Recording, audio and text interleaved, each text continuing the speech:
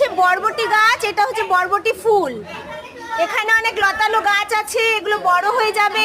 এখানে থাকবে পাইপের মধ্যে করে ফুল গাছ, এই কর্নারে কর্নারে লাগাবো আমি ভেবেছি। বুঝেছিস, বুঝেছি, পাইপের মধ্যে করে। আচ্ছা, আর কোথায় বরবটি গাছ আছে দেখা?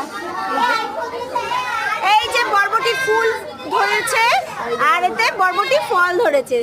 কি সুন্দর আছে, বরবটি ফলে রয়েছে। আমার এত ভাল লাগছে। হ্যাঁ রে, আমার বাড়ি নিয়ে গেলে বরবটি হবে এখান থেকে। এখন তো মানে বীজ নিয়ে যেতে হয়। বীজটা কি করে পুঁতেছিলি রে? আর কোথায় বরবটি হয়েছে? চারা তো আমরা অনেক দেখতে পাচ্ছি বরবটি। এটা বরবটি চারা, এটা বরবটি চারা। আমাদের স্কুলের গাছ মাস্টার আছে, তারা দেখভাল করছে। প্রচুর চারা হয়েছে। হ্যাঁ, না বরবটি না, আমি চারাই নেব ভাবছি। বরবটির ফুলও সুন্দর রে, গোলাপি গোলাপি।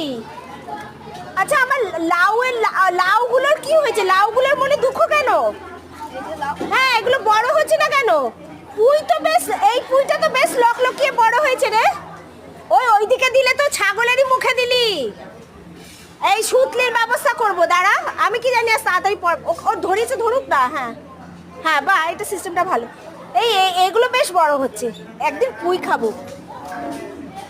পুঁই পাতা দিয়ে কি খাবো রে? পুঁইয়ের শাকই খাবো। এগুলো সব বরবটি, খুব সুন্দর বরবটি গাছ হয়েছে। একটা কারি পাতা আছে।